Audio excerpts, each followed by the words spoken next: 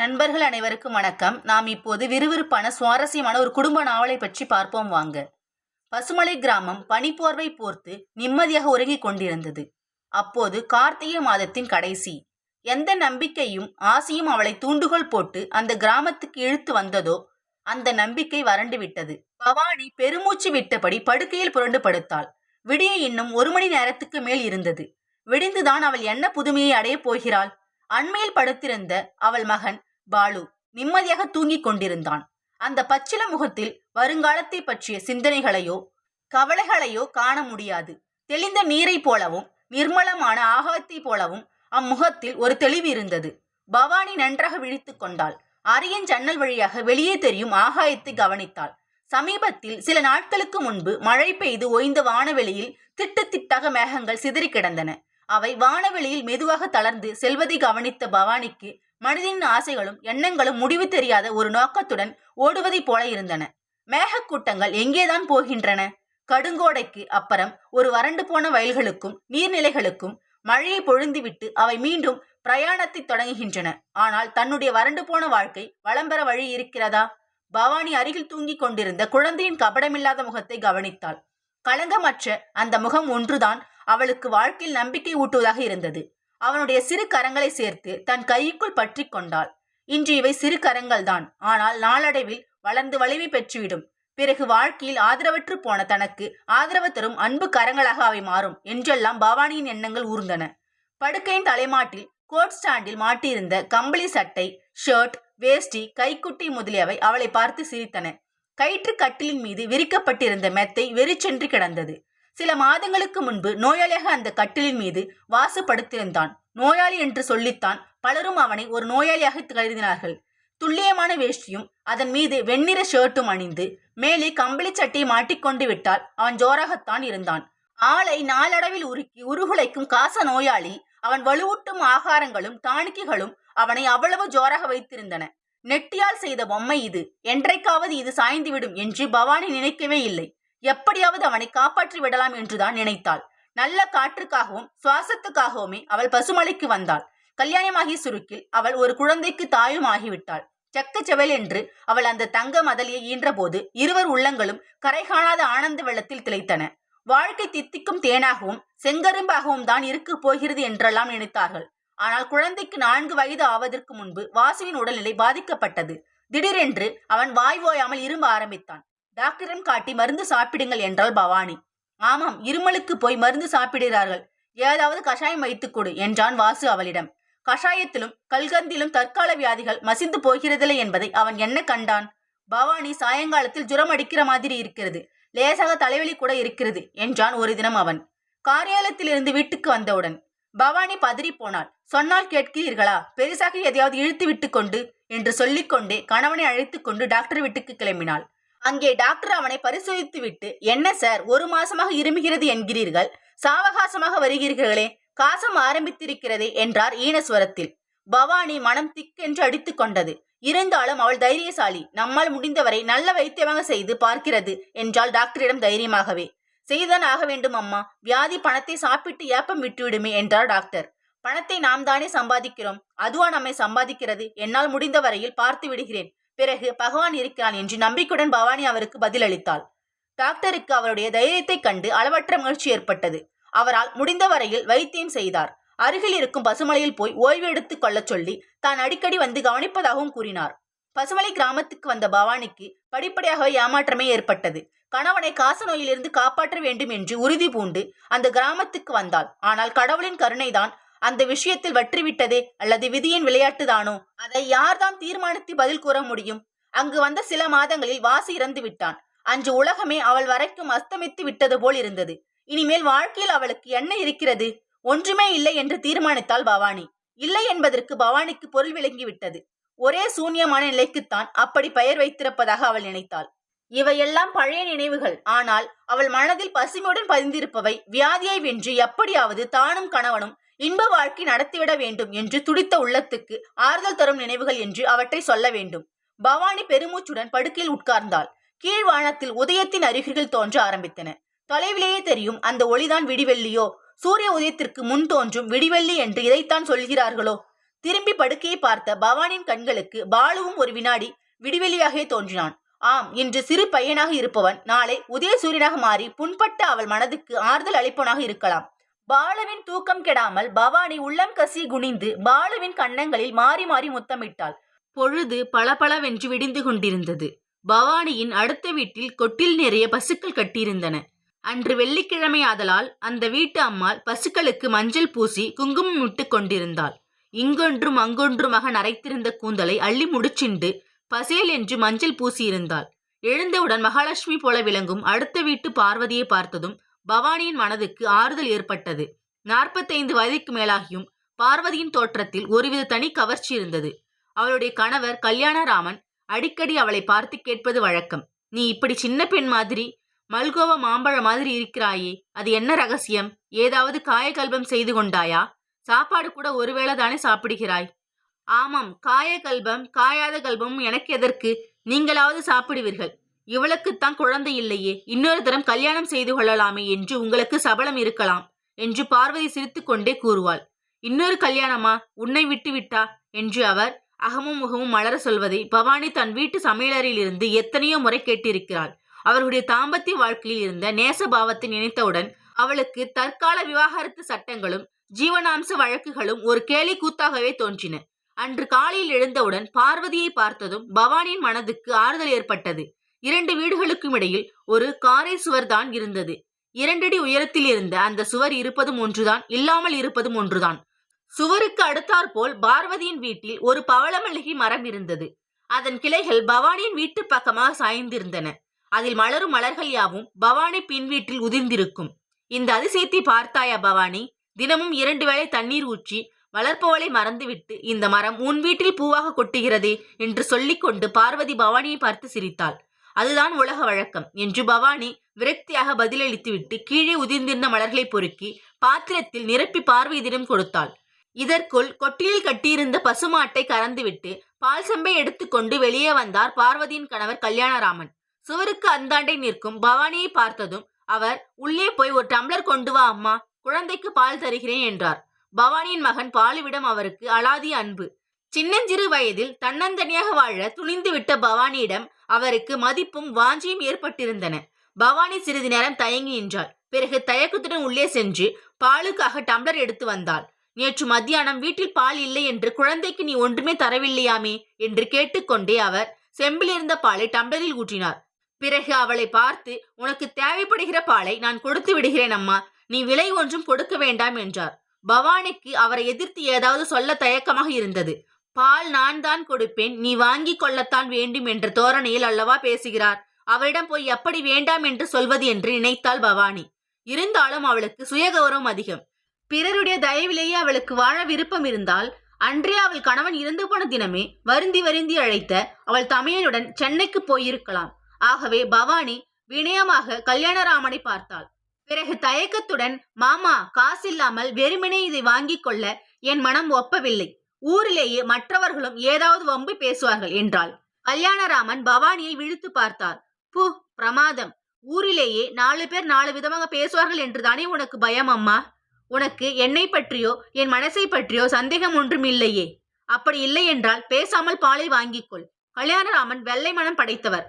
வடக்கே நல்ல வேலையில் இருந்து ஓய்வு பெற்றுக்கொண்டு சொந்த கிராமத்தில் வீடு வாங்கி கொண்டு வந்துவிட்டார். அவர்களுடையது என்று சொல்ல வீடும் நிலப்புலன்களும் மாடும் கன்றும் இருந்தன. ஆனால் ஒரு குழந்தை இல்லை.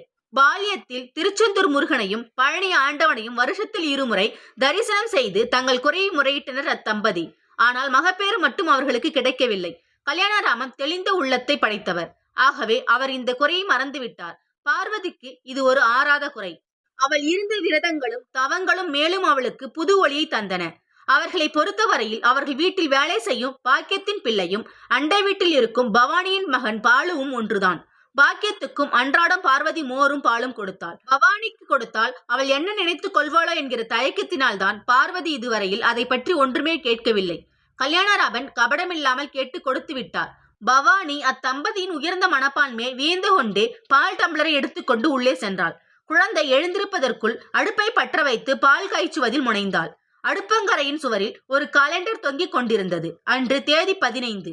அந்த 15ஆம் தேதிதான் அவள் வாழ்க்கையில் எத்தகைய மாறுதல்களை சிற்றித்து விட்டது. அவள் பார்வைக்கு எதிராக கொட்டையான எண்ணில் அது அவளை பார்த்து சிரித்தது. சரியாக 2 வருஷங்களுக்கு முன்பு அந்த 15ஆம் தேதிதான் அவளையும் அவள் கணவனையும் இந்த உலகத்தில் நிரந்தரமாக பிரித்த நாள். அந்த சனியன் பிடித்த எண் கண் முன்னால் தெரியவே பவானி அவசரத்துடன் எழுந்து சர் என்று அந்த தாளை கிழித்து எரியும் கும்மட்டியில் போட்டாள். கும்மட்டியில் ஜுவாலை விட்டு எரிந்து கொண்டிருந்த நெருப்பு அந்த தேதி தாளை அப்படியே பஸ்மமாகி பொசுக்கிவிட்டது. அது கருகி சாம்பலாகி போவதை பவானி பார்த்து கொண்டே உட்கார்ந்து கொண்டிருந்தாள். அந்த 15வது எண் கருகி போனதை ஒழிய அவள் மனதுள் பதிந்து போன அந்த பழைய நினைவுகள் அடுப்பில் காற்று வேகத்தில் சுழன்று எரியும் தீயை போல சுழன்று சுழன்று எழுந்தன. 4 வருஷங்களுக்கு முன்பு சித்திரை மாசத்தில் ஒரு நாள், அன்று 15ஆம் தேதி. அது தமிழ் மாசத்தின் 15ஆம் தேதியோ அல்லது ஆங்கில மாதத்தின் 15வது நாளோ அதை பற்றி அவ்வளவு தெளிவாக பவானிக்கு நினைவு இல்லை. அன்று அவள் கணவன் வழக்கத்தை விட சீக்கிரமாகவே எழுந்து விட்டான். பவானியின் மனமும் கடந்த 10 தினங்களாகவே சரியாக இல்லை. இனிமேல் நம்பிக்கைக்கு இடமில்லை என்று வைத்தியர் கூறியிருந்தார்.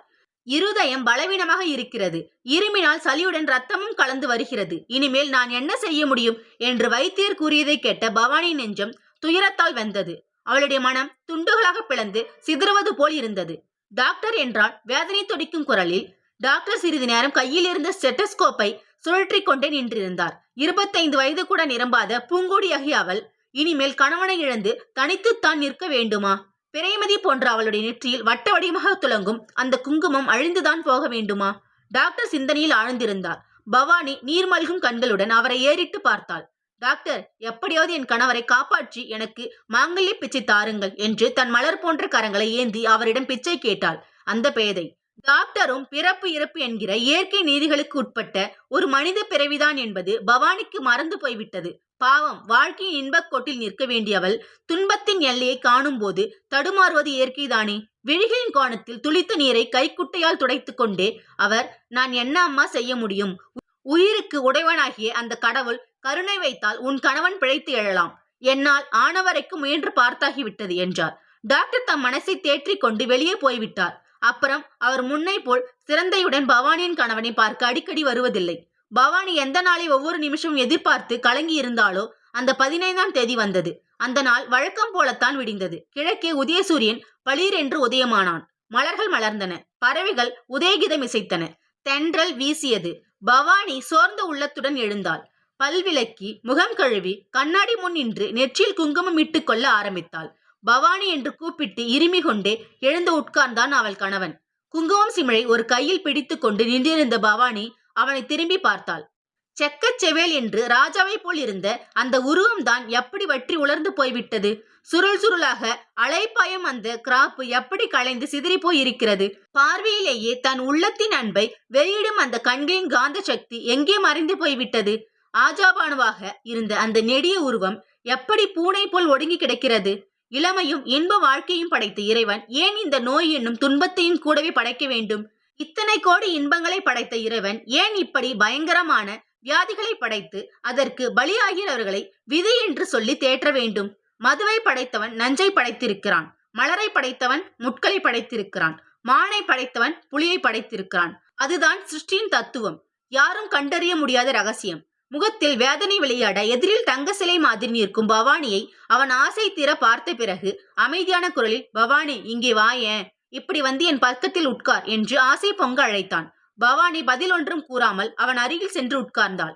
மெலிந்து போயிருந்த தன் கையால் அவள் இடுப்பை சுற்றி அணைத்தவாறு அவன் அவள் கையில் இருந்த குங்கும சிமிழை வாங்கி கொண்டான். அன்புடன் அவள் முகவாயை பற்றி தன் முகத்துக்கு நேராக அவள் முகத்தை திருப்பினான். ஆள்காட்டி விரலை சிமிழுக்குள் தேய்த்து குங்குமத்தை எடுத்து அவள் நெற்றியில் வட்ட வடிவாக பொட்டு வைத்தான். பவானியின் கண்கள் குளமாக இருந்தன, உதடுகள் துடித்தன, நெஞ்சு குமிழ் திக் திக் என்று அடித்து கொண்டது. பவானி, ஏன் அழுகிறாய் என்று கவலை துணிக்க கேட்டான் அவன். அவள் பதில் பேசவில்லை. பைத்தியம், நான் போய்விடுவேன் என்றுதானே அழுகிறாய்? பிறந்தவன் இறப்பது உறுதி என்று கீதை படித்து எனக்கு உபதேசம் செய்தாயே, அதற்குள்ளாகவே மறந்து விட்டாயா பவானி? ஆம் என்கிற பாவனையாக அவள் கண்ணீருக்கிடையில் தலையசைத்தாள். நான் பூமியில் பிறந்தேன், இன்றோ நாளையோ இறக்கப் போகிறேன். நான் பிறந்தது எவ்வளவு உண்மையோ அவ்வளவு உண்மை இறக்கப் போவதும் என்று அவன் இன்னும் ஏதோ முணுமுணுத்துக் கொண்டே இருந்தான். பவானி ஜன்னலுக்கு வெளியே தெரியும் ஆகாயத்தை பார்த்து கொண்டிருந்தாள். அந்த நீலவானில் மேலே எழும்பி வரும் கதிரவனின் ஒளி வையகம் எல்லாம் பரவி புத்துணர்ச்சியை ஊட்டிக் கொண்டிருந்தது. நீல் விசும்பையும் வெட்ட வெளியையும் உற்று நோக்கி சிந்தையில் ஆழ்ந்து போயிருந்த அவள் கவனத்தை குழந்தை பாலுவின் மென்குரல் கலைத்தது. அம்மா அம்மா என்று அழைத்து கண்ணை கசக்கிக் கொண்டே பாலு தட்டு தடுமாறிய வண்ணம் அவளை தேடி அறையை விட்டு வெளியே வந்தான். பவானி திரும்பி பார்த்தாள். தூக்க கலக்கத்தில் தடிமாறி நடந்து வரும் அவனை வாடா கண்ணு இங்கே என்று அவள் கணவன் அழைத்து அவனுடைய தளிக்கரங்களை சேர்த்து தன் கையுக்குள் புதைத்து கொண்டான். அதனால் மட்டற்ற மகிழ்ச்சியையும் பரவசத்தையும் அடைந்தான். அவன் மகிழ்ச்சி பொங்கும் குரலில், பவானி, குழந்தையின் கைகளை பிடித்து பாரேன், உனக்கு அந்த ஸ்பரிசம் எவ்வளவு இதமாக இருக்கிறது என்பது தெரியும் என்றான். பவானி ஆசையுடன் பாலுவின் கைகளை சேர்த்து பிடித்து கொண்டாள். மெத்தென்றிருந்த அந்த பிஞ்சி கரங்களின் பராமரிப்பில் தன் கணவன் தன்னை விட்டு போவதாகவே நினைத்தாள். அம்மா, எனக்கு காஃபி வேணும் அம்மா என்றான் குழந்தை. அப்பொழுதுதான் பவானிக்கு தான் இதுவரையில் அடுப்பே மூட்டவில்லை என்பது நினைவுக்கு வந்தது. விடிந்து 7:30 மணி ஆகிவிட்டது. இதுவரையில் வியாதிக்காரனுக்கும் ஆகாரம் ஒன்றும் கொடுக்காமல் என்னவோ நினைத்து கொண்டு உட்கார்ந்திருந்ததை நினைத்து வருந்தி கொண்டே பவானி சமையலறைக்குள் சென்று அடுப்பை பற்ற வைத்தாள். 15 நிமிஷங்களில் காஃபி போட்டு எடுத்துக்கொண்டு அவள் வெளியே வந்தாள். படுக்கை அருகில் குனிந்து கணவனை பார்த்தாள். அவனுடைய நெற்றியில் முத்து முத்தாக வியர்வை அரும்பி இருந்தது. கண்கள் லேசாக திறந்திருந்தன. அருகில் கிடந்த துண்டினால் அவன் நெற்றியை லேசாக துடைத்துவிட்டு, என்ன, காஃபி கொண்டு வந்திருக்கிறேன், சாப்பிட்டீர்களா என்று கேட்டாள் பவானி. அவன் பதில் பேசவில்லை. மெதுவாக அவன் நெற்றியில் கை வைத்து பார்த்தாள் பவானி. அப்பொழுதும் அவன் அசையவில்லை. மிகவும் நிதானமாக அவன் வலங்கையை தொட்டு பார்த்தாள். சில்லென்று இருந்த அந்த கரம் அவளை நடுக்கத்துடன் பின்வாங்க செய்தது. அவள் பிடியை நின்று துவண்டு அது படுக்கையில் விழுவதற்கும் அவள் சற்றும் எதிர்பாராத விதமாக டாக்டர் உள்ளே நுழைவதற்கும் சரியாக இருந்தது. எப்படி இருக்கிறார் என்று கேட்டுக்கொண்டே அவர் அருகில் சென்று அவன் கையை எடுத்தவுடன் வேதனையால் அவர் நெற்றியை சுருக்கி கொண்டார். டாக்டர், அவர் என்று பவானி திணறி கேட்பதற்கு முன்பு, அவ்வளவுதான் அம்மா, நீ கொடுத்து வைத்தது, கடவுளின் கருணை உன் விஷயத்தில் வற்றிவிட்டது என்று கூறினார்.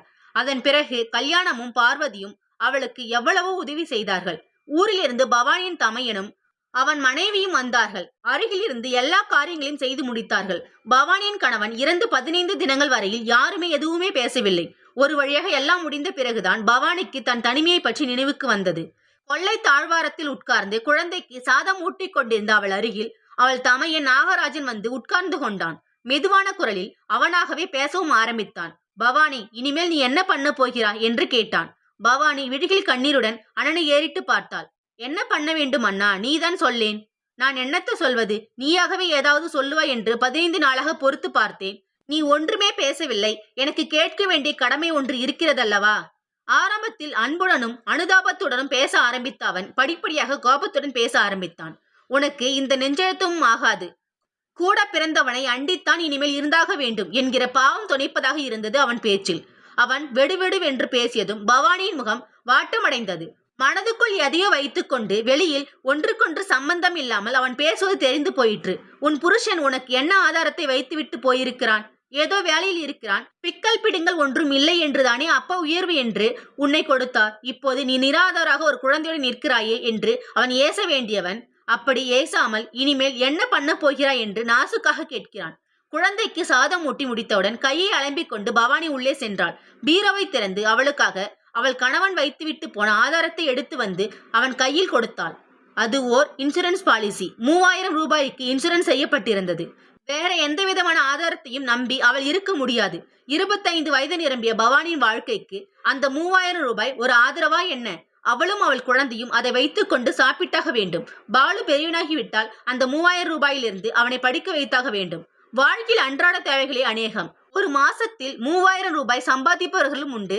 அதை ஒரு வருஷத்தில் சம்பாதிக்கிறவர்களும் உண்டு.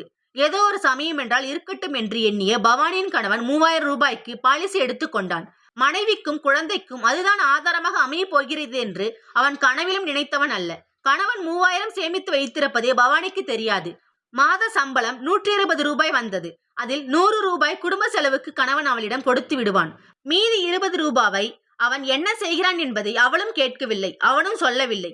இப்போது பவானியின் தமையன் அந்த 3000 ரூபாயுடன் அவள் வாழ்க்கையை ஒப்பிட்டு பார்க்கிறான். அதை வைத்து பாலுவின் கல்வியை எடை போடுகிறான். அது ஒரு பிரமாதமா? பணம் என்று மதிப்பு வைக்காமல் செலவு செய்தால் 3 நாளில் தீர்ந்து விடலாம். மதிப்புடன் செலவு செய்தால் 3 வருஷங்களுக்கு காணாது. பிறகு என்று அவன் சிந்தனை செய்வதாகவே பவானி நினைத்தாள். தலையை குனிந்து நிற்கும் தங்கையையும் அவள் கையில் இருந்த பாலிசியையும் மாறி மாறி பார்த்த வண்ணம் ராகராஜன் ஏதோ யோசனையில் ஆழ்ந்திருந்தான். பிறகு ஏதோ நினைத்து கொண்டவன் போல், ஆமாம், நீ இதை வைத்துக் கொண்டு என்ன செய்ய போகிறாய் என்று கேட்டான். பவானி பரிதாபமாக சிரித்தாள். என்னை போய் கேட்கிறாயே அண்ணா, உனக்கு எப்படி தோன்றுகிறதோ அப்படி செய்ய. நான் என்னத்தை கண்ட உலகத்தில் என்று பதிலளித்தாள். சரி, பாலிசியை பற்றி கம்பெனிக்கு எழுதி பணத்தை ஏற்பாடு செய்தாக வேண்டும். நீ என்ன செய்ய போகிறாய் என்று கேட்டான். பவானிக்கு முதல் கேள்விக்கு விடை கூறுவதற்கு கஷ்டமாக இல்லை. ஆனால் இரண்டாவது கேள்விக்கு பதிலளிக்க தயக்கமாக இருந்தது. நிலத்திலேயே கோடுகள் வரைந்து கொண்டு உட்கார்ந்திருந்தாள் அவள். அவள் மனதில் எவ்வளவோ எண்ணங்கள் எழுந்தன. சென்னை கோடம்பாக்கத்தில் இருக்கும் அண்ணாவின் பிரம்மாண்டமான இல்லம், பணத்தின் பெருமையிலும் வாழ்க்கையின் நிறைவிலும் பூரித்து இருக்கும் மன்னி கோமதி, அவர்கள் வீட்டுக்காரர், வேலையாட்கள், குழந்தை சுமதி, எல்லோரும் அவள் மனக்கண் முன் ஆடி அசைந்து தோன்றினர். அந்த வீட்டில் இவள் யாராக மதிக்கப்படுவாள்? நாகராஜனின் அருமை தங்கையாகவா? மஞ்சளும் குங்குமமாக இருந்தபோது அளித்த மதிப்பை மன்னி கோமதி இப்பொழுதும் இவளுக்கு அளிப்பாளா? யார் கண்டது? 5-6 வருஷங்களுக்கு முன்பு ஒரு தடவை பவானி தமையன் வீட்டுக்கு போயிருந்தாள். கல்யாணமாகி புக்ககத்துக்கு போய் 6 மாதங்கள் குடித்தனம் பண்ணிவிட்டு வருகிறவள். மனசிலேயே எத்தனையோ ஆசைகள், விருப்பங்கள், வெறுப்புகள், உணர்ச்சிகள் நிறைந்திருந்தன. யாரிடமாவது தன் வயசுக்கு ஒத்த பெண்ணிடம் அவைகளை வெளியிட வேண்டும் என்கிற எண்ணத்துடன் வந்தாள். கோமதி அவளை விட வயசில் 2 வருஷங்கள் மூத்தவள். அவளும் புதிதாக மனமாகி வந்திருப்பவள்தான். இருவரும் மனம் விட்டு எவ்வளவோ அந்தரங்கமாக பேசியிருக்கலாம். பவானி வீட்டுக்குள் நுழைந்ததும் ஹாலில் சற்று நின்று அவளை பார்த்துவிட்டு விறுவிறுவென்று உள்ளே போய்விட்டாள் கோமதி. அவள் சுபாவம் அப்படி. கோமு, கோமு, இதோ பார், யார் வந்திருக்கிறார்கள் என்று நாகராஜன் அவளை பல முறைகள் அழைத்தான். கோமதி அடுப்பங்கரையில் இருந்து வெளியே வந்தாள். நான் தான் பவானி வந்ததை அப்பொழுதே பார்த்தேனே, இதற்கு போய் இவ்வளவு அமர்க்கலம் பண்ணுவானேன் என்று என்று கொட்டினாள் கோமதி. எண்ணங்களும் சிந்தனைகளும் முடிவில்லாமல் ஏற்படும் போது நாம் நம்மையே மறந்து விடுகிறோம். பவானி இவ்விதம்தான் தன்னையே மறந்த நிலையில் நின்றிருந்தாள். மனதுக்கு வேகம் அதிகம் என்று சொல்வார்கள். நொங்கும் நுரையுமாக கொப்பளித்து சுழன்று ஓடும் காற்றாட்டை விட எண்ணங்களுக்கு வேகம் அதிகம். வாயு வேகத்தை விட மனோவேகம் வலிமை வாய்ந்தது. பவானி ஒரு கண காலத்தில் கடந்து போன நாட்களை நினைவுபடுத்திக் கொண்டு அவை எழுப்பும் எண்ண சுழலில் சிக்கி தவித்தாள். வில்லை போல் வளைந்து நெற்றிக்கே ஒரு சோபையை தரும் புருவங்களை சுழித்து அவள் யோசனையில் ஆழ்ந்திருந்தாள். அழகிய நீண்ட அவள் கண்கள் எங்கோ சூன்யத்தை வெறித்து பார்த்து கொண்டிருந்தன. நாகராஜன் சிறிது நேரம் அவளையே பார்த்து கொண்டிருந்தான். பிறகு அமைதியான குரலில், பவானி, இனிமேல் நீ என்ன செய்ய போகிறாய் என்பதை தெரிந்து கொள்ள வேண்டியது என் கடமை அல்லவா? உன்னை பல முறைகள் கேட்டும் நீ பேசாமல் நிற்கிறாயே என்றான். பவானியின் கண்ணில் கண்ணீர் நிறைந்திருந்தது. அண்ணா, உன்னுடன் என்னை வரும்படி கூப்பிடுகிறாய், அவ்வளவுதானே? என்றைக்கும் ஒருவருடைய ஆதரவின் கீழ்தான் நான் வாழ வேண்டும். இவையெல்லாம் எனக்கு தெரியும். இருந்தாலும் அண்ணா என்று சொல்லி முடிக்காமல் தேம்பி கண்ணீர் வடித்தாள். தமையன் வாஞ்சியுடன் அவள் அருகில் வந்து நின்றான். ஆதரத்துடன் அவள் கண்ணீரை தன் கையால் துடைத்தான். அசடே, என் வீட்டில் உனக்கு சாப்பிட சாதம் இல்லாமல் போய்விட்டதா? எதையோ நினைத்து கொண்டு வருந்துகிறாயே. பேசாமல் குழந்தையை அழைத்துக் கொண்டு என்னோட புறப்படு அம்மா என்று அழைத்தான். கூடத்திலேயே கோமதி உட்கார்ந்திருந்தாள். கொள்ளையில் அண்ணனுக்கும் தங்கைக்கும் இடையில் நடக்கும் பேச்சுகளை கேட்டுக்கொண்டுதான் இருந்தாள். அவளுக்கு கல்யாணம் ஆனதிலிருந்து தனியாகவே சுதந்திரமாக இருந்து வந்தவள். வீட்டுக்கு எஜமானி என்கிற எண்ணம் அவளுக்கு வளர்ந்து போயிருந்தது. அந்த வீட்டில் இன்னொருவர் சுதந்திரமாக வந்து தங்க வேண்டும் என்பதை அவள் விரும்பாதவள். தன்னுடைய புருஷனையும் குழந்தை சுமதியையும் தன்னையும் தவிர அவளுக்கு வேறு ஒருவருமே தேவையில்லாமல் இருந்தது. செழித்து வளர வேண்டிய கொழுகொழுப்பிலிருந்து பிடுங்கி தரையில் எரிந்த மாதிரி பூங்கொடியாகிய பவானியை பற்றி அவள் என்ன நினைத்தாள்? நாத்திக்கும் மதனிக்கும் என்று ஒத்துக்கொள்ளாது என்று நினைத்து அதற்கேற்ப கதைகளையும் சம்பவங்களையும் கேட்டும் படித்தும் அந்த எண்ணத்திலேயே ஊறி போயிருந்தவர்கள் நாம். நாத்தி என்ன பூ மணமாகுமா அவள் இல்லத்தை நாடி வந்திருக்கிறாள்? அவள் எதிரில் புது புடவை உடுத்த முடியுமா? அவள் பார்த்து கோமதி கண்ணுடன் பேசி மகிழ முடியுமா? அவள் விடும் பெருமூச்சி நெருப்பை விட அதிகமாக சுட்டு பொசுக்கி விடுமே என்றெல்லாம் கோமதி நினைத்தாள்.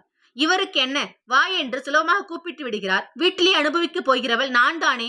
காலையில் கம்பெனிக்கு போனால் இரவு 8 மணிக்கு வீடு திரும்பும் இவருக்கு வீட்டில் நடப்பவை பற்றி என்ன தெரிய போகிறது? கோமதி இவ்விதம் எண்ணமிட்டபடி ஊஞ்சல் உட்கார்ந்து மெதுவாக ஆடிக்கொண்டிருந்தாள். எப்படியோ போகட்டும், அவர் கூப்பிட்டு பவானி வந்தால் அழைத்துதான் போயாக வேண்டும். அண்ணன் வீட்டை பற்றி பாத்தியத்தை மன்னிக்கும் உண்டு என்பதை பவானி மறந்து விடுவாளா என்ன என்று மேலும் சிந்தனையில் ஆழ்ந்திருந்தாள் கோமதி. அப்பொழுது கொள்ளையில் இருந்து பவானியின் குரல் தெளிவாக கேட்டது. இப்பொழுது அங்கே வருவதற்கு என்ன அவசரம் அண்ணா? போக போக பார்த்து கொள்ளலாம். கொஞ்ச காலம் அவர் இருந்த இடத்திலேயே நான் இருக்க ஆசைப்படுகிறேன் என்றாள். நாகராஜன் பதில் ஒன்றும் கூறவில்லை. அவன் உள்ளத்தில் எத்தனையோ கேள்விகளும் பதில்களும் எழுந்தன. அவைகளை அடக்கிக் கொண்டு, அப்படியானால் இந்த 3000 ரூபாய் என்னிடம் இருக்கட்டும். மாசம் உனக்காக 50 ரூபாய் அனுப்பி வருகிறேன் பவானி. உனக்கு எப்பொழுது வர வேண்டும் என்று தோன்றுகிறதோ அப்பொழுது வரலாம். உன்னை இதற்கு மேல் தற்சயமே வற்புறுத்த நான் ஆசைப்படவில்லை என்றான். நாகராஜன் அங்கே இருந்து உள்ளே சென்றதும் குளத்தில் உட்கார்ந்து ஊஞ்சல் ஆடும் மனைவியை கவனித்தான். கொள்ளையில் நடந்து இவ்வளவு பேச்சுகளையும் கேட்டுக்கொண்டு இருந்தவள் எழுந்து வந்து ஏதாவது ஒரு வார்த்தை பேசியிருக்க கூடாது? ஒப்புக்காவது பவானியை வா என்று அழைத்திருக்க கூடாதா? மனதில் பொங்கும் கோபத்துடன் அவன் மனைவியை விழித்து பார்த்து, கோமு, நீ இங்கேதான் இருந்தாயா இந்நேரம்? பக்கத்து வீட்டிற்கு போயிருப்பதாக அல்லவோ நினைத்தேன். உனக்கும் நம் வீட்டில் நடக்கும் விஷயங்களுக்கும் சம்பந்தமில்லை போல் அல்லவா நீ பேசாமல் இருந்து விட்டாய் என்று கேட்டான். கோமதியின் உதடுகளில் அலட்சியம் நிரம்பிய புன்னகை தெளிந்தோடியது. அவள் ஒரு மாதிரியாக சிரித்துவிட்டு, நீங்கள் தான் எல்லா ஏற்பாடுகளையும் கவனித்து செய்தீர்களே, இடையில் நான் வேறு குறுக்கே புகுந்து ஏதாவது பேச வேண்டுமா என்ன என்றாள். நாகராஜனின் கண்கள் கோபத்தால் சிவந்தன.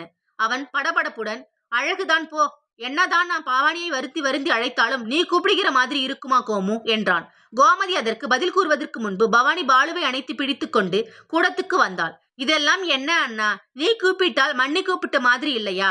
அம்மாதிரி எல்லாம் நீ ஏன் கற்பனை செய்து கொள்கிறாய்? எனக்கு வரவேண்டும் என்று தோன்றும் போது கட்டாயம் வந்து விடுவேன் என்றாள். ஆனால் பவானியின் உள்ளத்தில் குமரும் எண்ணங்களையோ அவள் மனம் துடிக்கும் துடிப்புகளையோ அவர்கள் இருவரும் கவனிக்கவில்லை.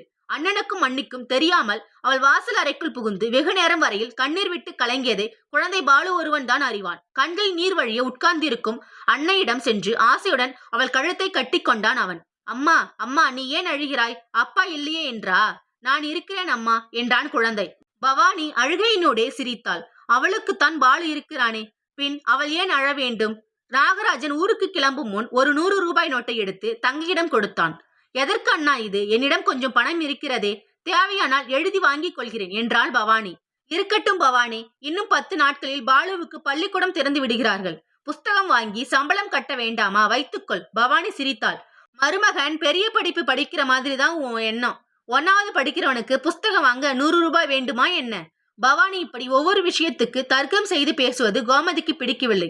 புருஷன் போய்விட்டான், பிரமாதமாக சொத்து ஒன்றும் அவன் வைத்துவிட்டு போகவில்லை, கூட வருவதற்கு 1000 ஆட்சேபனைகள் சொல்லிவிட்டாள். பள்ளிக்கூடம் திறந்தால் இருக்கட்டும் என்று பணம் கொடுத்தால் இது எதற்கு என்கிறாள்? கர்வம் பிடித்தவள் என்று நினைத்து கோமதி கணவனை கோபமாக விழித்து பார்த்தாள். இடையில் அடுத்த வீட்டிலிருந்து கல்யாணம் வந்தார். வந்தவர் பேசாமல் இருந்தாரா? அப்படி இருப்பதுதான் மனித சுபாவமே இல்லையே. என்ன சார், ஊருக்கு கிளம்புகிறீர்களா என்று கேட்டு வைத்தார். ஆமாம் சார், வந்த வேலை ஆயிற்று, கிளம்ப வேண்டியதுதானே என்று சலிப்புடன் நாகராஜன் கூறினான். ஊருக்கு கிளம்புகிறீர்கள்? ஆமாம், ஆபீஸ் என்றும் வேலை என்றும் ஒன்று இருக்கிறதே. எத்தனை நாட்களுக்கு ஒரு இடத்தில் இருக்க முடியும்? அவரவர் வேலையை அவரவர் செய்தாக வேண்டுமோ இல்லையோ? தங்கையை தனியாக விட்டு விட்டு போகிறாயே, அவளுக்கு ஏதாவது ஏற்பாடு செய்துவிட்டு போக வேண்டாம் நீ என்று கேட்பதற்கு பதிலாக அவர் ஏதோ சுற்றி வளைத்து பேசுகிறார் என்பது கோமதிக்கு புரிந்து போயிற்று. அவரவர் வேலையை அவரவர் இருக்கிற இடத்தில் இருந்து கொண்டுதானே மாமா செய்ய வேண்டும். இன்னொரு இடத்தில் வந்து உட்கார்ந்து செய்ய முடியுமா? அதுவும் வியாபார தொழிலில் ஈடுபட்டவர்களுக்கு ஒரு நாள் கூட வெளியே போக முடியாது. 10 தினங்களாக இங்கே இருந்ததே மேல். இன்னும் எத்தனை நாட்கள் இருப்பது என்று கேட்டுவிட்டு கோமதி அருகில் நின்று கொண்டிருந்த பவானியை ஒரு மாதிரியாக பார்த்தாள். இந்த 10 தினங்களில் கல்யாணம் கோமதியின் சுபாவத்தை நன்றாக புரிந்து கொண்டவர். வீட்டிலேயே பிறந்த பெண் மனத்தை இழந்து வாடும் போது தன்னுடைய சுகத்தில் ஒன்றும் குறைவு ஏற்படக்கூடாது என்று நினைப்பவள் கோமதி. கல்யாணராமன் கோமதிக்கு ஒன்றும் பதில் கூறவில்லை. அவருடைய சிந்தனை வேறு எங்கு லயித்து கிடந்தது. உற்றாரும் உறவினரும் இருந்தும் ஒரு பெண்ணுக்கு தனிமை என்பது எப்பொழுதும் ஏற்படுகிறது என்று சிந்திப்பதில் முனைந்திருந்தார் அவர்.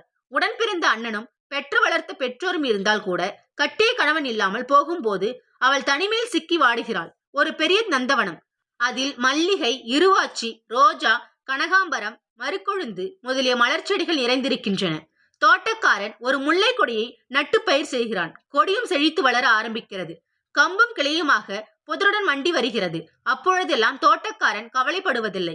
எல்லா செடிகளையும் போல செழுமையாக வளர்கிறது என்று நினைத்து ஆறுதல் அடைகிறான். ஆனால் சில மாதங்களுக்கு அப்புறம் அந்த செடியிலிருந்து தனித்தனியே பல கொடிகள் தோன்றுகின்றன. மெல்லிய காற்றிலேயே அசைந்தாடுகின்றன. பற்றி கொண்டு படர ஊன்றுகோல் இல்லாமல் தவிக்கின்றன. தோட்டக்காரன் சிந்தனை செய்கிறான். நல்ல கொம்பாக ஒன்றை தேடி எடுத்து வந்து அருகில் நட்டு அதன் மீது கொடிகளை சேர்த்து படர விடுகிறான். முல்லை கொடி கொழுக்கொம்பை பற்றி கொண்டு பந்தலின் மீது படர்ந்து வெள்ளை மலர்களை தாங்கி நிற்கின்றன. ஒரு பெண்ணும் அண்ணன் தம்பிகளுடன் ஒரு குடும்பத்தில் பிறக்கிறாள். அவளுக்கிடையில் வளர்கிறாள். அவள் மங்கை பருவத்தை அடையும் வரை அவளை பற்றி பெற்றோர் அவ்வளவாக கவலைப்படுவதில்லை. தளதளவென்று வளர்ந்து வாலிப்பாக தன் முன் நிற்கும் மகளை பார்த்து தாய் முதலில் கவலைப்படுகிறாள். பார்த்தீர்களா நம் மகளை? எப்படி திடீரென்று வளர்ந்து விட்டால்? இனிமேல் நீங்கள் கவலை இல்லாமல் தூங்க முடியாது என்று கணவனை எச்சரிக்கிறாள். தந்தையும் மகளை பார்த்து பிரமித்துதான் போகிறார். மண்ணில் சிறுவீடுகள் செய்து விளையாடிய பெண்ணா இவள்? பந்துக்காக சகோதரர்களுடன் சண்டையிட்டவளா இவள்? அப்பா என்று அழைத்து மடியில் உட்கார்ந்து கதை பேசிய கண்மணியா இவள்? எப்படி வளர்ந்து விட்டாள் என்று ஆச்சரியம் ததும்ப மகளை பார்க்கிறார். நல்ல இடமாக வந்தால் பாருங்கள், காலத்தில் கல்யாணம் செய்து கொடுத்து விடலாம் என்கிறாள் தாய். நல்ல நாயகனை, கொடிக்கு தேவையான கொழுக்கொம்பை தேடுகிறார் தந்தை. மனமுடித்து வைக்கிறார். மனதிலேயே ஆறுதலும் திருப்தியும் அடைகிறார் பெற்றோர். ஆனால் முல்லை கொடிக்கு ஆதாரமாக ஊன்றிய கொழுக்கொம்பை ஒரு பேய்காற்று, புயல், சூறாவளி அலைக்கழித்து தரையில் சாய்த்து விட்டு போய் விடுகிறது. முல்லை கொடி பற்றி படர கொம்பில்லாமல் தவிக்கிறது. காற்றிலே ஊசலாடுகிறது. இதை போலத்தான் இருக்கிறது பவானியின் வாழ்க்கை என்கிற தீர்மானத்துக்கு கல்யாணராமன் வந்தபோது கூடத்தில் நின்றிருந்த கோமதியை காணோம். அவள் வண்டியில் போய் ஏறிக்கொண்டு விட்டாள். நாகராஜன் மட்டும் அவர் அருகில் நின்று இருந்தான். ஊருக்கு போய்விட்டு வருகிறேன் மாமா, பவானியை பார்த்து கொள்ளுங்கள். அவசியமானால் அவளை பற்றி எனக்கு ஏதாவது செய்தி இருந்தால் தெரிவிக்க அஞ்சாதீர்கள் என்று அவரிடம் கூறி விடை பெற்று கொண்டான். தமையனும் மண்ணியும் ஏறி செல்லும் வண்டி தெருக்கோடியை தாண்டி போகும் வரையில் பார்த்து கொண்டே நின்றிருந்தாள் பவானி. அவள் அருகில் வந்து நின்ற பார்வதியை சிறிது நேரம் பவானி கவனிக்கவில்லை. பவானி, என்ன அப்படி ஒரேடியாக எதை பார்த்து கொண்டிருக்கிறாய் என்று அன்புடன் கேட்டு அவள் சிந்தனையை கலைத்தாள் பார்வதி. அவள் கண் எதிரே சுவரில் காணப்பட்ட அந்த 15ஆம் தேதிதான் அவள் மனதுள் எத்தகைய சிந்தனைகளை எழுப்பிவிட்டது. பழைய நினைவுகளில் லயித்து போய் உட்கார்ந்திருந்த பவானி அடுப்பில் பால் பொங்கி வழிவதை கூட கவனிக்கவில்லை. கல்யாணராமன் கொடுத்த பால் சுறுசுறுவென்று பொங்கி பாதிக்கு மேலாக அடுப்பில் வழிந்து போன பிறகுதான் பவானி தன் சுய உணர்வை அடைந்தாள். அடுப்பிலிருந்து பாலை இறக்கி காப்பி போட்டு முடித்தவுடன் பாலு கொள்ளை பக்கத்தில் இருந்து பல் தேய்த்து கொண்டு உள்ளே வந்தான். அம்மாவின் அருகில் சென்று உட்கார்ந்து அவள் கொடுத்து காஃபியை வாங்கி குடித்தான். சிறிது நேரம் இருவருமே பேசாமல் இருந்தார்கள். பவானி மகனின் முகத்தை ஆசையுடன் பார்த்தாள். பாலு, உனக்கு எத்தனாம் தேதி பள்ளிக்கூடம் திறக்கிறார்கள் என்று கேட்டாள். ஜூன் மாசம் 12ஆம் தேதி திறக்கிறார்கள் அம்மா. மே மாசம் 10ஆம் தேதிக்குள் ரிசல்ட் சொல்லிவிடுவார்கள். அப்போ நீ பாஸ் பண்ணிவிடுவாயோ இல்லையோ? கணக்கிலேயே நீ புலியாயிற்றே, அதனாலேதான் கேட்கிறேன் என்று பாதி கேலியாகவும் பாதி கவலையுடனும் விசாரித்தாள் பவானி. பாலு கண்ணங்குழிய சிரித்தான். ஓ, பாஸ் பண்ணிவிடுவேனே, கணக்கெல்லாம் சரியாக போட்டிருக்கிறேன். சமூக நூலில் நான் தான் முதலாக பாஸ் பண்ணுவேன். சரித்திரம் அப்படியே ஒரு கேள்வி விடாமல் எழுதியிருக்கேன். அதோட அம்மா, வாத்தியர்களுக்கெல்லாம் என் பேரிலேயே கொள்ள ஆசை. அவர்களுக்கு இடைவெளியின் போது நான் போய் டீ வாங்கி வந்து கொடுப்பேன். கிளாஸிலேயே பானை தண்ணீர் பிடித்து வைத்து கண்ணாடி டம்ளரை அலம்பி சுத்தமாக வைப்பதும் நான் தான். நம் வீட்டிலிருந்து உனக்கு தெரியாமல் 2 யாழைக்காய்களை எடுத்து போய் தட்டி அதிலேயே போட்டு வைத்து விடுவேன். நல்ல பங்குனி மாசத்து வெயில் வேளையிலேயே ஏழைக்காய் போட்ட ஜலத்தை சாப்பிட்டு என்னை எப்போதும் நினைத்து கொண்டே இருப்பார்கள். கவனித்தும் மார்க்குகள் போடுவார்கள் அம்மா. பவானிக்கு மகிழ்ச்சியும் கோபமும் போட்டி போட்டு கொண்டு கிளம்பின. இந்த பிள்ளை இப்படி படிப்பில் அக்கறை இல்லாமல் தண்ணீரிலே ஏழைக்காய் போட்டு உபாத்தியாரர்களிடமிருந்து மார்க்குகள் வாங்க பிரயாசப்படுகிறானே. உண்மையிலேயே உழைத்து படித்தால் பாலு எவ்வளவு கெட்டிக்காரனாக இருப்பான் என்று நினைத்து வேதனைப்பட்டாள் அவள். தாயின் முகத்தில் தேங்கி நிற்கும் கவலையை பார்த்ததும் பாலு, அம்மா, கட்டாயம் நான் பாஸ் பண்ணி விடுவேன் அம்மா. அடுத்த தடவை என்னை எந்த பள்ளிக்கூடத்தில் சேர்க்க போகிறாய் என்று கேட்டு அவள் முகத்தை ஆவலுடன் பார்த்து கொண்டிருந்தான். அவள் பதில் கூறுவதற்குள் தெருவில் அவனுடைய சிநேகிதர்கள் வந்து அழைத்தார்கள். பாலு விளையாடுவதற்காக வெளியே எழுந்து சென்றான். முற்றத்து வெயில் தாழ்வாரத்தில் ஏறி வந்து கொண்டிருந்தது. பவானி குளித்து சமையல் செய்வதற்காக கொல்லைப்புறம் போக ஆரம்பித்தவள் தெருக்கதவு திறக்கப்படும் சப்தம் கேட்டு நின்றாள். வாசல் கதவை திறந்து கொண்டு நடுத்தர வயதினான வாலிபன் ஒருவன் வந்தான். நல்ல உயரமும் மிடுக்கான பார்வையும் எடுப்பான நாசியும் அழகான பாதாற்றமும் உடைய அவன் அளவை பார்த்ததும் புன் சிரிப்புடன், கல்யாணராமன் வீடு இதுதானே?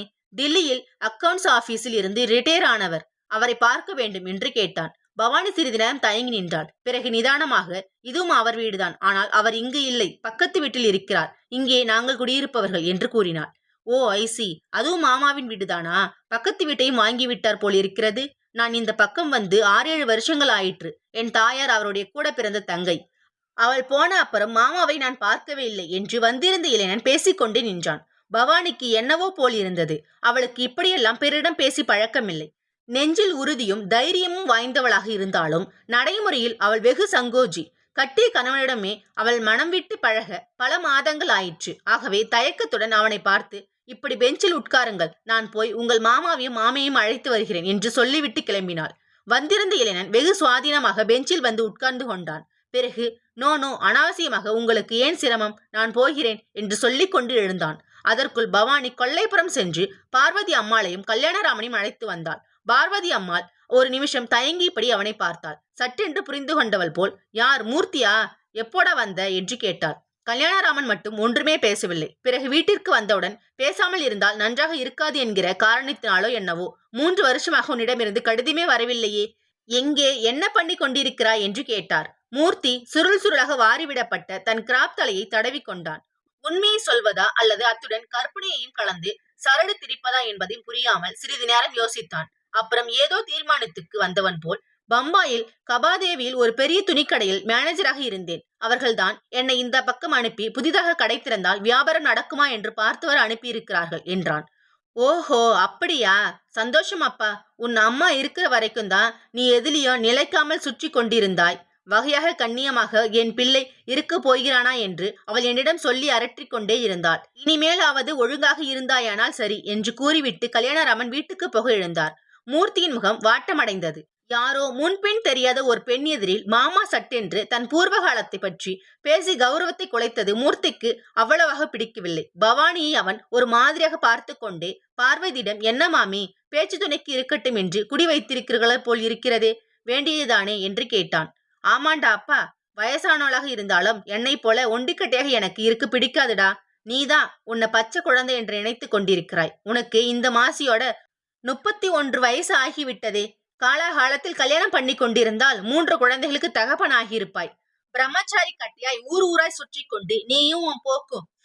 எழுந்திருந்து பெங்கல் வீட்டுக்கு வா, குளித்து சாப்பிடலாம் என்று பார்வதி மேலும் அவனை பேசவிடாமல் தன் வீட்டிற்கு அழைத்து கொண்டு கிளம்பினாள். பவானிக்கு எல்லாம் ஒரே வியப்பாக இருந்தது. சம்பாதிக்கும் ஒரு கண்ணியமான இவன் ஏன் பிரம்மச்சாரியாக இருக்க வேண்டும்? மூர்த்திக்கு என்ன அழகில் குறைவா?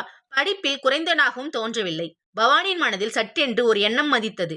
யார் வேண்டுமானாலும் எப்படி வேணாலும் இருக்கட்டும், அவன் இங்கு வருவதற்கோ தன்னுடன் பேசுவதற்கோ எந்தவிதமான சந்தர்ப்பத்தையும் அவள் ஏற்படுத்தி கொள்ள மாட்டாள். அதற்கு அவசியமும் இல்லை. பாலு விளையாடிவிட்டு பசியுடன் திரும்பி வருவான் என்கிற எண்ணம் எழுந்ததும் பவானி அவசர அவசரமாக சென்று குளித்து சமையல் வேலையில் ஈடுபட்டாள். பார்வதி அம்மாளுடன் எழுந்து சென்ற மூர்த்தி நேராக கொல்லைப்புறம் சென்று கை கால்களை அலம்பிக் கொண்டு உள்ளே வந்தான்.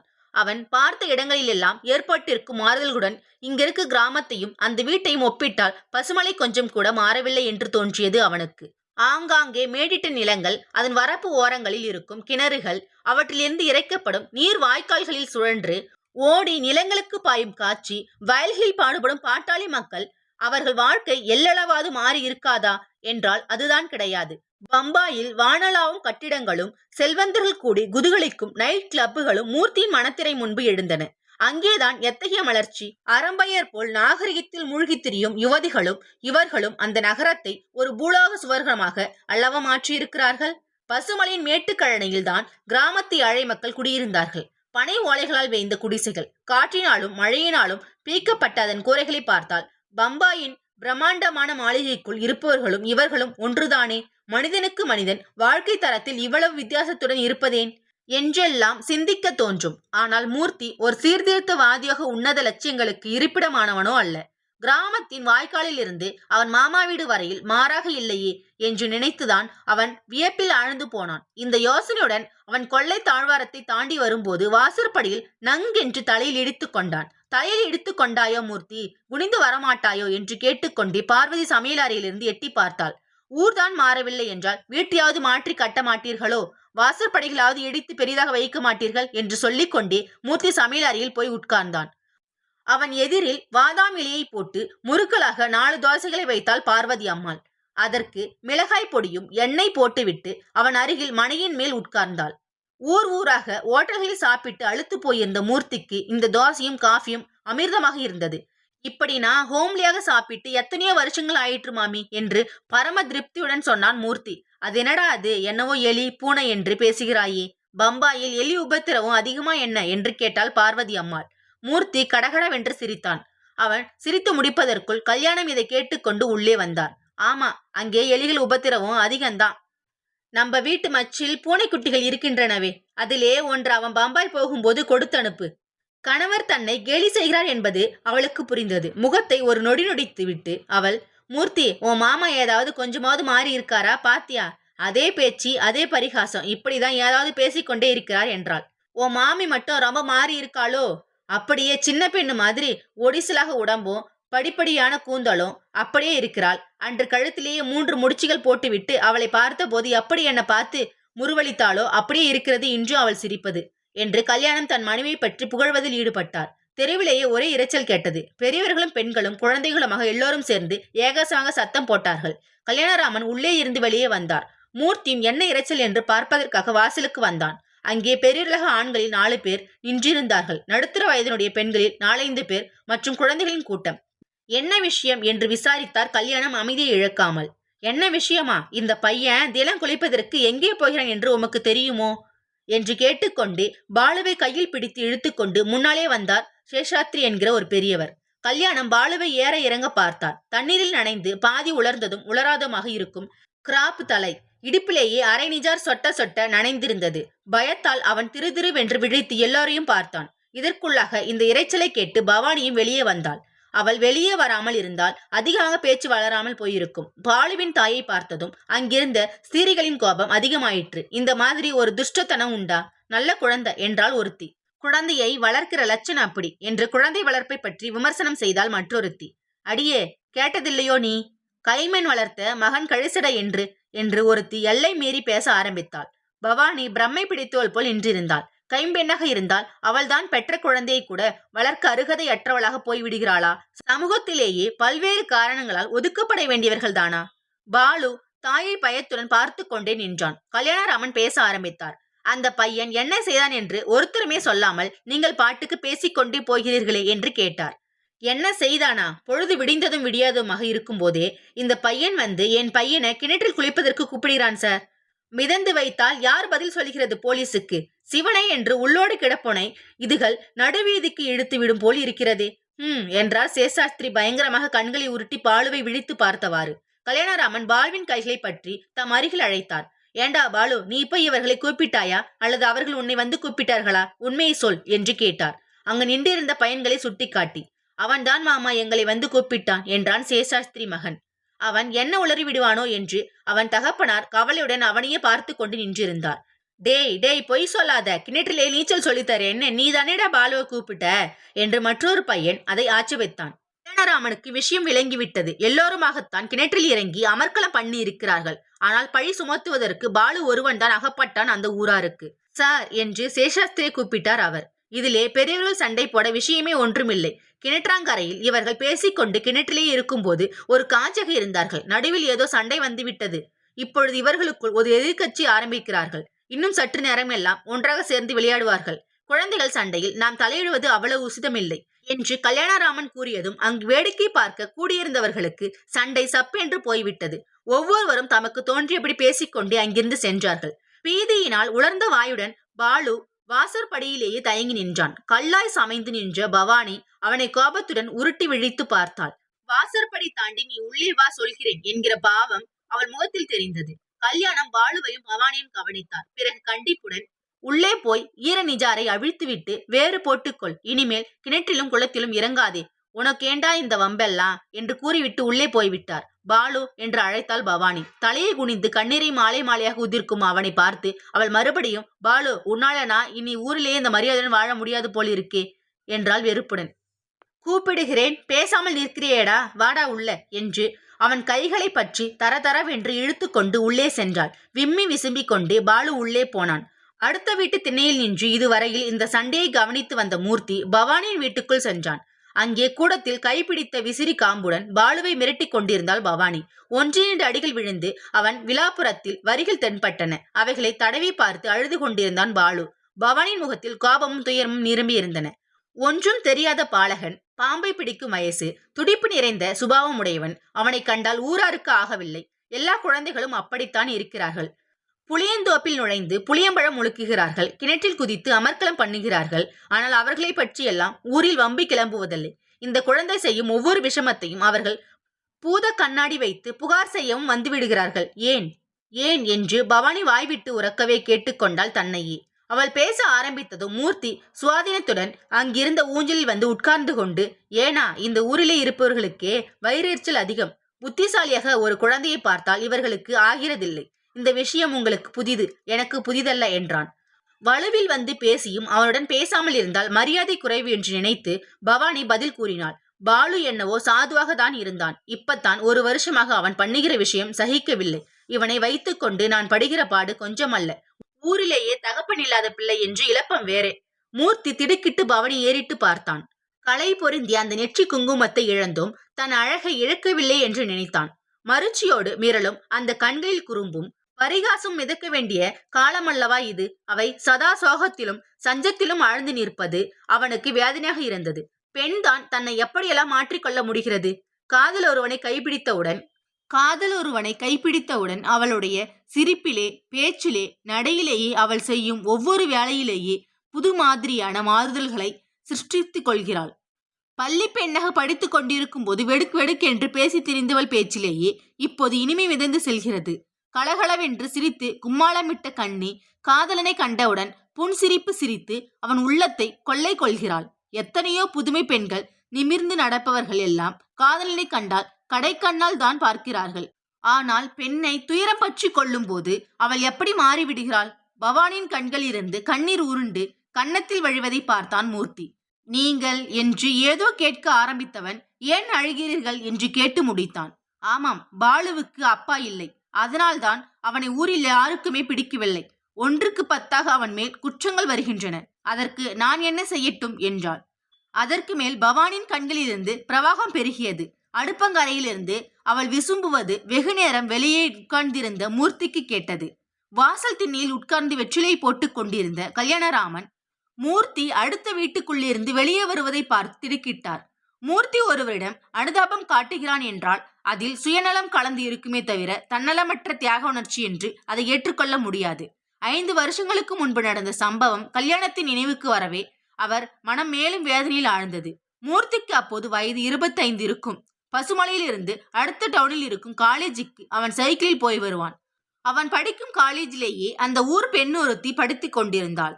அவள் தினமும் மாட்டு வண்டியில் காலேஜுக்கு போகிற வழக்கம். குடும்பத்துக்கு மூத்த பெண்ணாக இருந்தாலும் பெற்ற தகப்பன் இல்லாததாலும் அவள் படித்து வேலைக்கு போய் குடும்பத்தை காப்பாற்ற வேண்டிய பொறுப்பு அவள் தலையில் விழுந்திருந்தது. ஆகவே அவள் அந்த எண்ணத்திலேயே உறுதியாக நின்று படித்து வந்தாள். மாட்டு வண்டி கிராமத்தின் எல்லையை அடைந்து டவுனுக்கு போகும் ரஸ்தாவை அடைந்ததும் எங்கிருந்தோ மாயமாக குறுக்கு வழியாக வந்து மூர்த்தி சைக்கிளுடன் அவள் எதிரில் காட்சியளிப்பான். பலரக சினிமா பாட்டுகளையும் பாரதியின் காதல் கவிதைகளையும் பாடித்திருப்பான். நம்முடைய செந்தமிழ் மொழியிலேயே அவனுக்கு ஏற்பட்ட அக்கறை கொஞ்சம் நஞ்சமில்லை. அகநூரில் காதலை பற்றி எத்தனை பாட்டுக்கள் இருக்கின்றன என்று அறிய அவனுக்கு அக்கறை ஏற்பட்டது. பாரதியாரின் குயில் பாட்டை அவன் தலைகீழாக ஒப்புவிக்க பயிற்சி செய்து கொண்டான். இவனுடைய காதல் வேதனையும் பைத்தியக்கார தளமான பாட்டுகளும் அந்த பெண்ணுக்கு வேதனையும் அருவருப்பையும் மூட்டின. என்ன ஐயா, ஒரு நாளை போல மாட்டுக்கு எதிரி சைக்கிளை ஓட்டுறீங்க என்று வண்டிக்காரன் அழுத்து கொண்டான். சைக்கிள் மேலேயே விடப்பா, நீ இப்படிப்பட்டவங்களுக்கு தயை காட்டக்கூடாது என்று கூட அவள் தன் எதிர்ப்பை தெரிவித்துக் கொண்டாள். மூர்த்திக்கு அவள் வாய் திறந்து பேசியதே பிரம்மானந்தமாக இருந்தது. வண்டிக்காரன் வண்டியை அவன் மேல் ஏற்றினால் கூட தேவலை என்று நினைத்து அந்த பாக்கியத்துக்காக அவன் காத்து கிடந்தான். அதன் பிறகு அந்த யுவதி நேராகவே அவனிடம் தைரியமாக பேசினாள். மிஸ்டர், பாதி உங்களுக்குத்தான் சொந்தம் என்று நினைத்துக் கொள்கிறீர்களே, அது சுத்த தவறு என்று கண்டித்தாள் அவள். கோபத்தினால் சிவந்த அவள் முகம் பசுமலை கிராமத்தில் இருக்கும் குளத்தில் அலர்ந்திருக்கும் செந்தாமரை நினைவூட்டியது அவனுக்கு. மூர்த்தி திடுதிப்பென்று ஒரு முடிவுக்கு வந்தான். அவனுடன் அவள் தைரியமாக பேசுகிறாள். அவள் வண்டியின் பின்னாலேயே சைக்கிளை ஓட்டி வருவதை பார்த்து ஒரு தினசாக சிரிக்கிறாள். வெட்டும் ஒரு பார்வையை அவன் பக்கம் வீசிவிட்டு அவள் பாதையின் வேறு பக்கம் பார்த்தவாறு முகத்தை திருப்பிக்கிறாள். ஒருவேளை மூர்த்தியின் மேல் அவளுக்கு காதலோ என்னவோ. இப்படி நினைத்தவுடன் அவன் உள்ள மகிழ்ச்சி கடலில் நீந்தியது. அந்த தாமரை முகத்தால் அவனை காதலிப்பது என்றால் அது சாமானிய விஷயம் இல்லை அல்லவா? ஆகவே மூர்த்தி கடைசியாக அவளுக்கு காதல் கடிதம் எழுத துணிந்தான். நறுமணம் ஊட்டிய அக்கடிதத்தை ஒரு தினம் அவள் வண்டிக்குள் வீசி எறிந்துவிட்டு சைக்கிளை வேகமாக செலுத்திக் கொண்டு காலேஜுக்கு போய்விட்டான். மாலை அவன் வீடு திரும்பியதும் கல்யாணம் அவனை வாடா குழந்தை என்று என்றும் இல்லாமல் வரவேற்றார். அத்தோடு விட்டுவிடாமல், உனக்கு இதெல்லாம் எத்தனை நாட்களாக பழக்கம் என்று கேட்டு வைத்தார். வீட்டுக்குள்ளிருந்து பார்வதி வெளியே வந்தாள். அவள் பட்டவர்தனமாக, ஏண்டா அப்பா, ஊரிலேயே எங்களை மானத்தோடு வாழ விடமாட்டா போல் இருக்கிறதே என்று கேட்டாள். அந்த வயசிலேயே காதல் கடிதம் எழுவது அவ்வளவு தவறு என்று யாருமே சொல்ல மாட்டார்கள். இந்த மாமாவுக்கும் மாமிக்கும் நம்மை கண்டால் ஆகவில்லை, ஏதாவது சொல்கிறார்கள். அந்த அசட்டு பெண் இதையெல்லாம் பெரியவர்களிடம் சொல்வாளோ என்று நினைத்தான் மூர்த்தி. அந்த பெண்ணின் தாய் சற்று முன்பு வீட்டுக்கு வந்ததும் அவனுடைய திருவிளையாடலை கூறி அந்த கடிதத்தை காண்பித்ததும் அவன் அறியவில்லை. அவசரப்பட்டு எதுவும் பேசக்கூடாது என்ற தீர்மானத்துக்கு வருவதாக மூர்த்தி அன்றிலிருந்து 15 தினங்கள் வரையில் அந்த பெண்ணின் எதிரில் போகாமல் நடந்து கொண்டான். ஒரு தினம் மூர்த்தி காலேஜிலிருந்து வீட்டுக்கு வந்ததும் கல்யாணராமன், ஏண்டா, அந்த பெண்ணுக்கு கல்யாணம் நிச்சயமாகிவிட்டதாமே, உன் காதல் எல்லாம் ஊதலாகிவிட்டது பார்த்தாயா, இதற்குத்தான் யோசனை இல்லாமல் நடக்கக்கூடாது என்கிறது என்றார். மூர்த்தி ஸ்தபித்து நின்றான். அவன் கால்கள் பூமியில் புதைந்து போன மாதிரி ஆடாமல் அசையாமல் நின்றன. என்ன, அவளுக்கு கல்யாணமா என்று தனக்குத்தானே கேட்டுக்கொண்டான். உடலில் இருக்கும் ரத்தமெல்லாம் மூளைக்கு விறுவிறுவென்று ஏறிற்று. எப்படியாவது இந்த கல்யாணத்தை நிறுத்த வேண்டும் என்று துடித்தான். 3 நாட்கள் சரிவர சாப்பிடாமல் ஆற்றங்கரையிலும் குளற்றங்கரையிலும் திரிந்தான். அவளுக்கும் தன்னிடத்தே காதல் உண்டு என்று நினைத்து தன்னைத்தானே ஏமாற்றிக் கொண்டான் அவன். அவனிடம் தனக்கு உதித்தது உண்மையான காதலா அல்லது அந்த வயதின் சேஷ்டியா என்று அவன் சிந்தித்து பார்க்கவில்லை.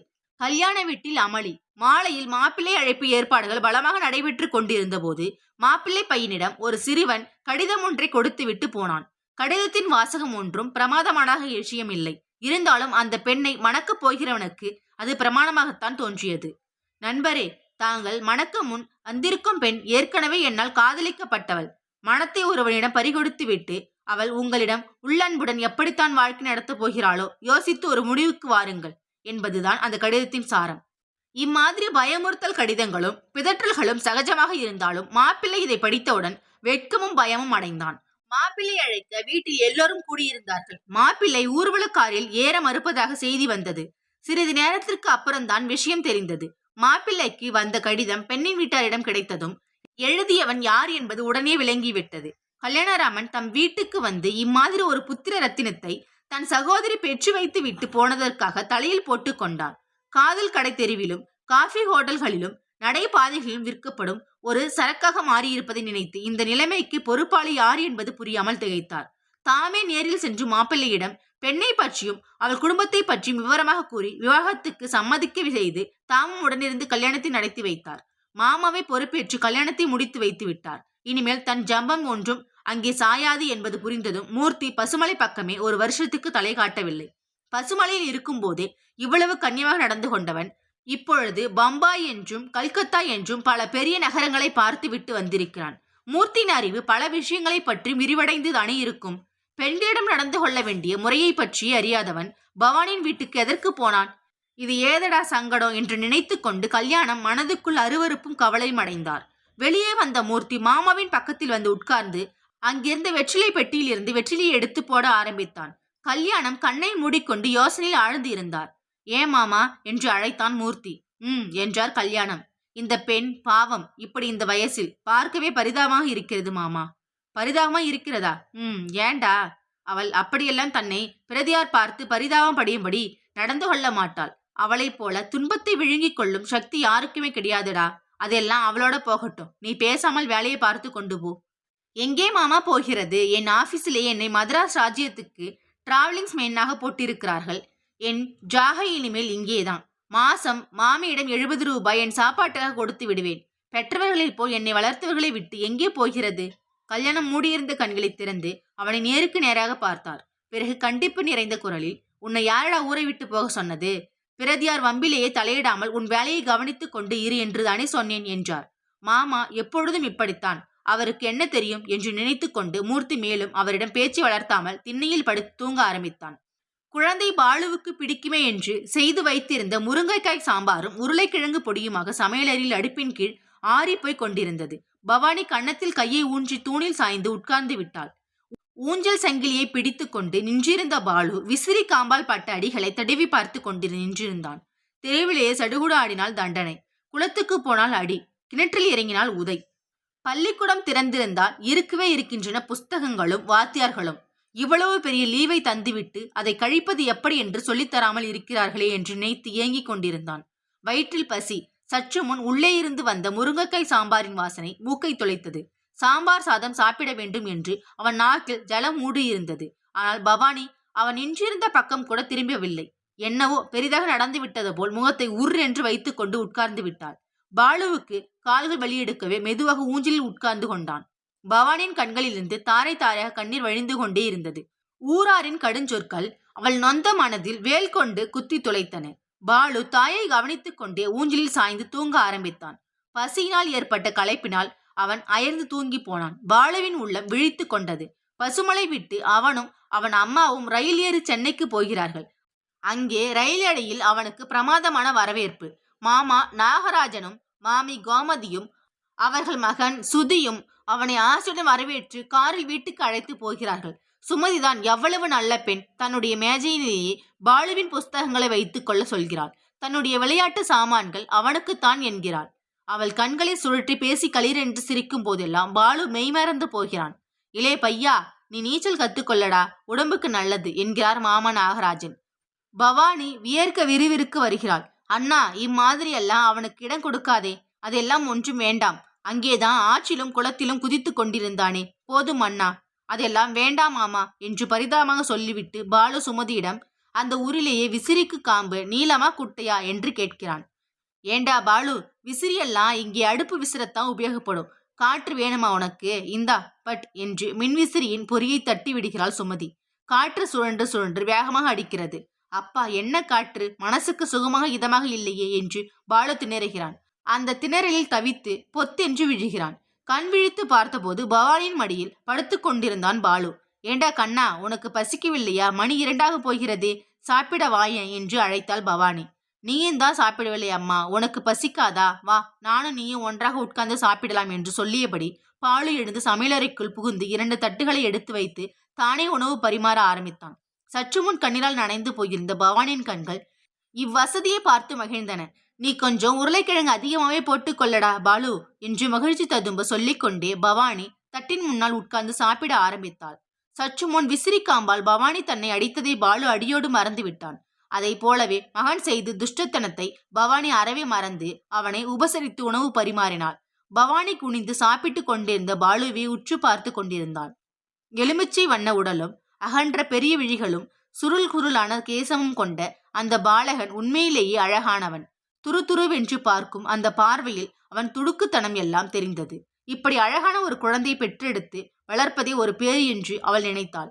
ஆனால் ஊரார் அதை ஒப்புக்கொள்கிறார்களா?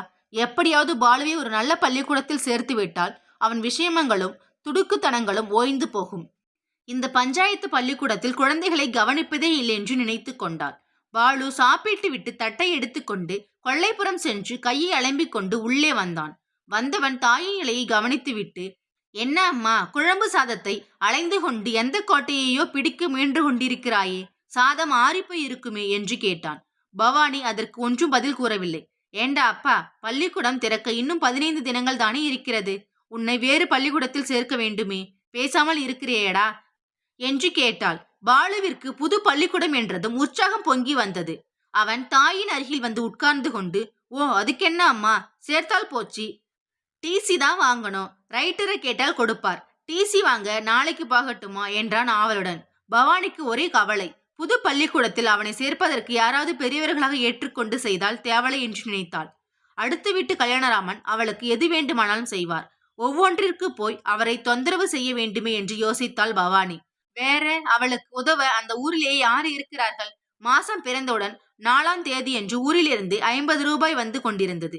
மணியாரிடம் கூப்பனில் ஒரு 4 வரிகள் எழுதியிருப்பான் நாகராஜன். பவானிக்கு ஆசீர்வாதம். பாலு சமத்தாக படித்து கொண்டிருப்பான் என்று நினைத்திருக்கிறேன். உனக்கு மேலும் பணம் ஏதாவது தேவையானால் எழுதவும் என்று இருக்கும். 2 பேர் சாப்பிட மாதம் 50 ரூபாய்க்கு மேல் ஆகிவிடுமா? கல்யாணராமன் பவானியிடமிருந்து ஒரு சல்லி காசு கூட வாடகைக்கு என்று வாங்கிக் கொள்வதில்லை. வீட்டை வாங்கி இப்படி இனாமாக விடுவார்களோ என்று 4 பேர் பேசிக்கொண்டார்கள். அதெல்லாம் என் இஷ்டம், உங்களுக்கு என்ன ஐயா என்று அடித்து பேசினார் அவர். அது ஒரு அரை பைத்தியம். ராஜா மாதிரி மருமகன் இருக்கிறான். அவனுக்கு காலத்தில் கல்யாணம் பண்ணி வைத்து இருக்கிறத அவனுக்கு கொடுக்க கூடாதா? மேட்டு கழனில் இருந்த மணியை பள்ளிக்கூடம் கட்ட தானம் பண்ணிவிட்டதாமே என்று சிலர் பேசி கேலி செய்தார்கள். இந்த காலத்தில் தான தர்மம் செய்து அது பத்திரிகைகளும் வெளியானால்தான் சார் பெருமை என்றார் ஒரு பொறாமைக்காரர். இவர்கள் இப்படி பேசுவதை கேட்டு பார்வதி அவரிடம், மூர்த்திக்கும் வயசாகிறதே, நல்ல இடமாக வந்தால் பாருங்களேன் என்றாள். மூர்த்தியை கல்யாணராமன் கவனிக்கலை என்று ஊரார் சொல்வது பார்வதியின் காதில் விழுந்தது. அதனால் அவன் கணவனை தொந்தரவு செய்ய ஆரம்பித்தாள். நீயும் நானும் சேர்ந்து பார்த்து வைக்கிற கல்யாணத்துக்கு அவன் இசைந்து வருவானா? அவனுக்கு லவ் இல்லாமல் கல்யாணம் பண்ணி கொள்ளவே பிடிக்காதே என்றார் அவர். பார்வதிக்கு இந்த காலத்து வழக்கங்கள் எல்லாம் சிறிது தெரியும். கணவர் என்ன சொல்கிறார் என்பது அவளுக்கு புரிந்தது. 45 வயதுக்கு மேல் ஆகியிருந்தாலும் முகத்தில் வெட்கம் படர, உங்களுக்கு என்ன வேலை, எதையாவது சொல்வீர்கள். அப்படி அவன் யாரையாவது லவ் பண்ணியிருக்கிறான் என்று தெரிந்தால் அதன்படியே செய்துவிட்டு போகிறது என்றாள்.